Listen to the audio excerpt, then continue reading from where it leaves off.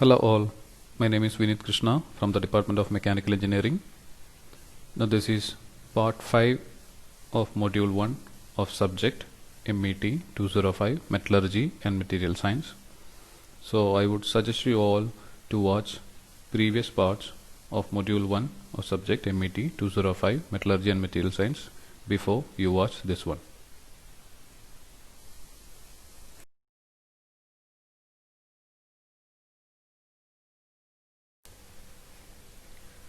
Miller indices for planes. So let's see the procedure for determining Miller indices for planes. First step, if the plane of interest passes through the origin of coordinate system, then the origin must be moved to another corner of unit cell. That's the first step you need to do. If the plane of interest passes through the origin of coordinate system, otherwise you don't need to do anything. Second step, identify the points at which the plane intercepts the XYZ axis and express those intercepts in terms of the lattice parameters. Now that's a second step. You need to see for the intercepts at XYZ axis. Third step, take reciprocals of these numbers which you got from the second step, intercept for a plane parallel to an axis to be taken as infinity, because there won't be intercept. If the plane is parallel to an axis, then you take it then you should take it as infinity with reciprocal equal to 0. That is, if there is no intercept, you should take it as infinity, and 1 by infinity will be 0. You are supposed to take reciprocal after second step. Fourth step, change these numbers to a set of smallest integers by multiplication or division by a common factor. So once you are done with third step, whatever numbers you are getting, you should convert those into smallest integers, either by multiplication or by division by a common factor. And last step, enclose the integer indices that you got from fourth step with parenthesis bracket HKL. Now that's a Miller indices for that particular plane.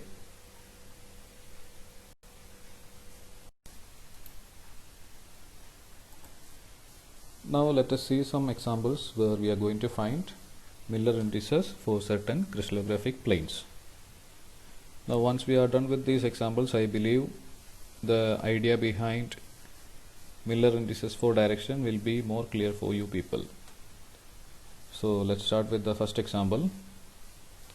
Now as you can see here in the first example, we have one blue colored plane and we have the XYZ coordinate system. And you can see the basic vectors, vector A, B and C, right? So you can see that the blue colored plane intersects the x-axis exactly at this point, right? Exactly at this corner. Similarly, the blue colored plane, that is the plane of interest, intercept the y-axis exactly at this corner of the unit cell. Whereas the same plane, the plane of interest, that is the blue colored plane, it does not intercept at z-axis,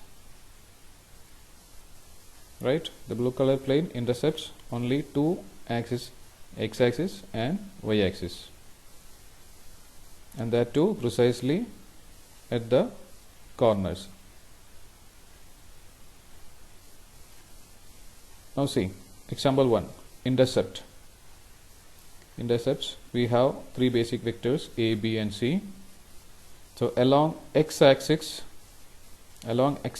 you can see the plane of interest, that is the blue colored plane, intersect exactly at that corner, right? So the unit the lattice parameter, if you write, it will be 1 times vector A, 1A, right? So the parameter is 1 here along x-axis. Similarly, along y-axis, that is vector B, since the blue colored plane intercept the y-axis at that corner, the parameter will be 1. Along y-axis, the plane intercept will be of 1 times B vector. So the intercept, you can write it as 1. Parameter is 1. Now along z-axis, talking about basic vector C, the plane of interest, the blue plane, is not having any intercept along z-axis, right? So since we have learnt from the procedure that if there is no intercept, we should take the intercept as infinity. So along z-axis, we will write infinity. Now the second step, if you remember, what we need to do is we just need to take the reciprocals of the intercepts. That is 1 by 1, and then second one again 1 by 1, and here third one 1 by infinity. So we will get the answers as 1, 1 and infinity, and 1 by infinity is 0. So 1, 1, 0. Third step is reduction, either by multiplication or by division by a common factor.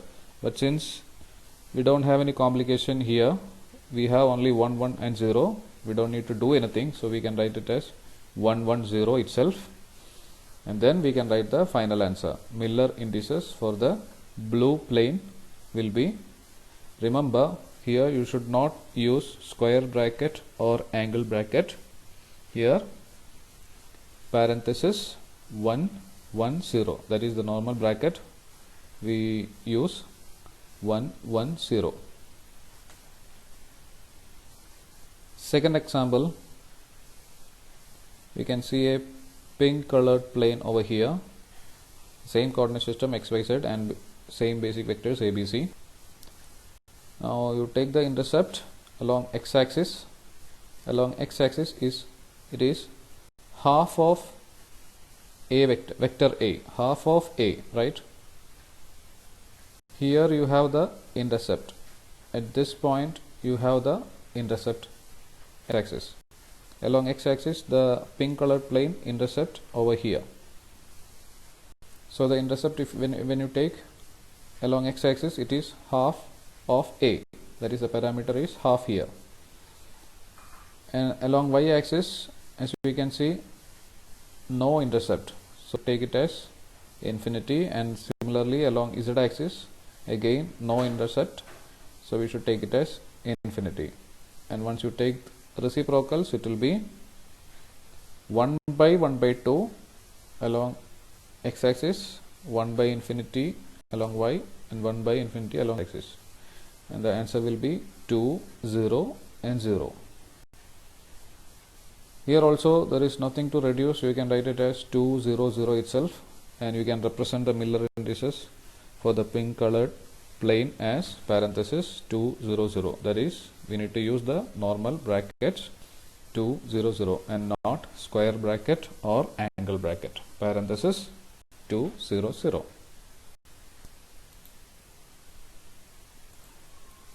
Let us see two more examples. Here we can see the pink colored plane. So let's take the intercepts. Now the intercept along x-axis, the plane intercept the x-axis at this point. This is almost the midpoint. So the intercept will be half of basic vector A. So when you write the intercept, you just write the parameter as 1 by 2, half. Similarly, the intercept along y-axis, if you take, you can see the plane intercept at exactly at this point, that is 1 times vector B. The intercept will be 1. And when it comes to z-axis, the plane of interest, our pink colored plane, intercept at this point, that is 3/4 of vector c. So the intercept you can write it as 3/4. So the second step is to take the reciprocals of those intercepts. So if you take reciprocals, you will get 2, 1 and 4/3 respectively. But we should reduce it in order to get integers, so that multiplying by the common factor is 3 here. So after reduction you will get 6, 3 and 4. Then you can write the final answer as round bracket 6, 3, 4.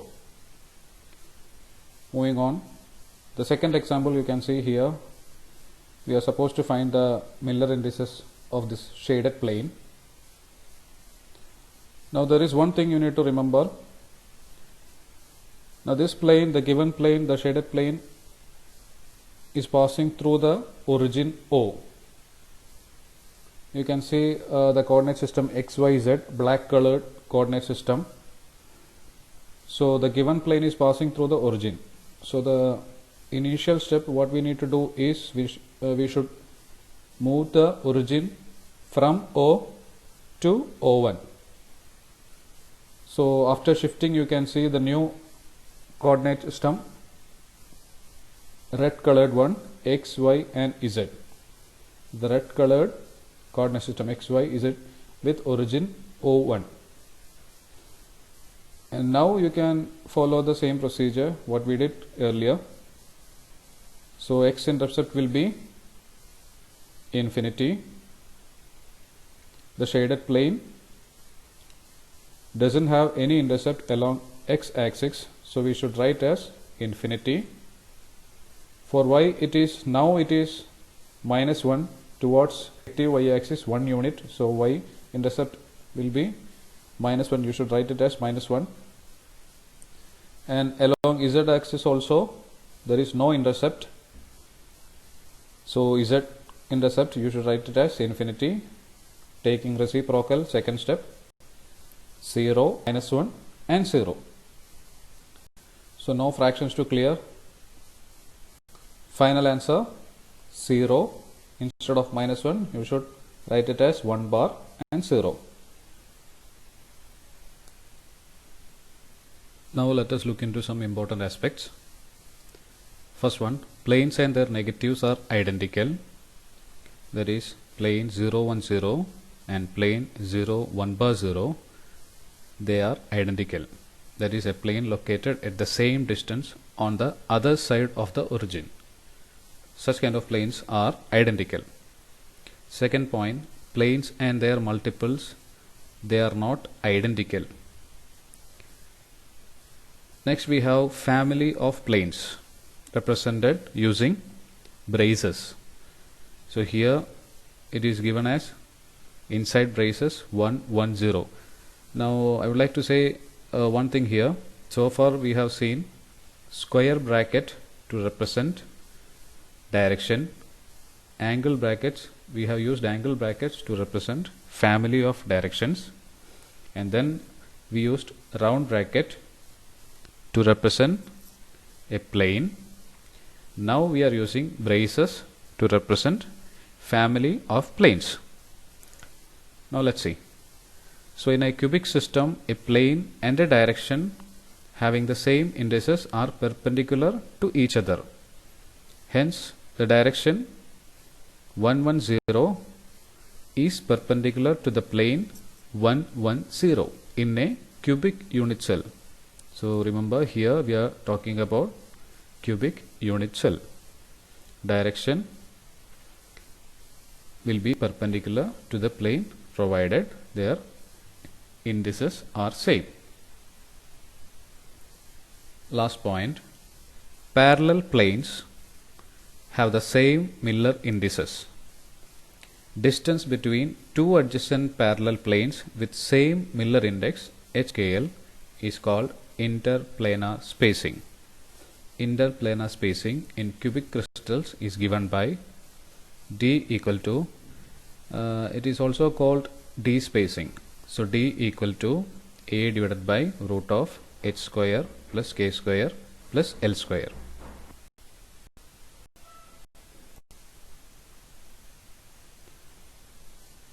Now here in this slide you can see various crystallographic planes.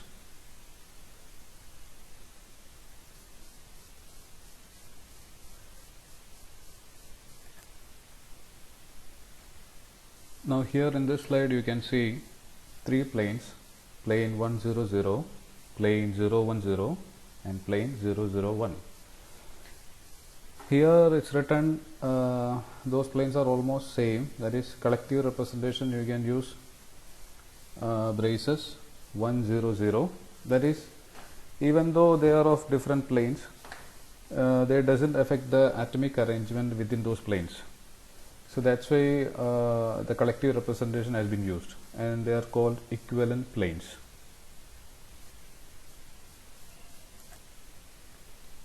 As you see in the previous slide, crystallographically equivalent planes, we call it as families of planes and we use curly braces to represent the same. So here you can see the family of planes of 110. They are shown in the figure. You can see all the planes, equivalent planes.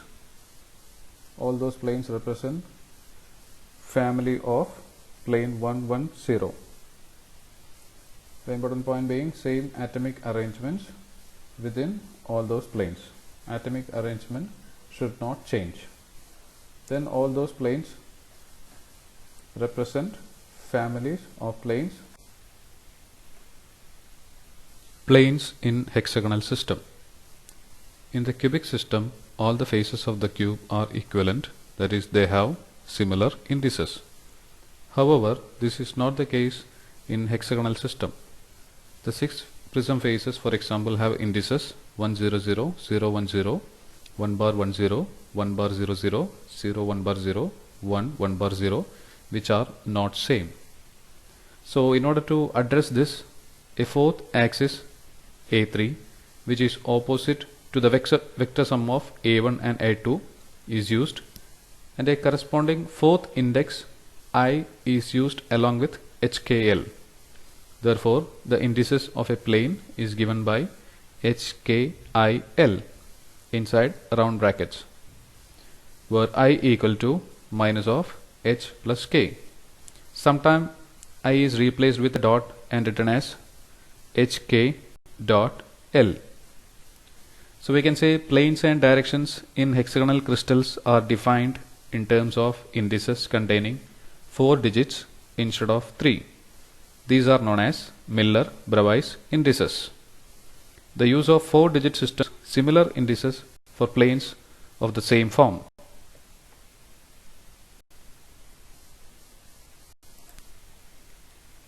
The indices of 6 faces now become 10, 1 bar 0, 0 1, 1 bar 0, 1 bar 1 0 0, 1 bar 0 1 0, 0 1 bar 1 0, 1 1 bar 0 0, which are now equivalent and belong to the 1 0 1 bar 0 family of planes.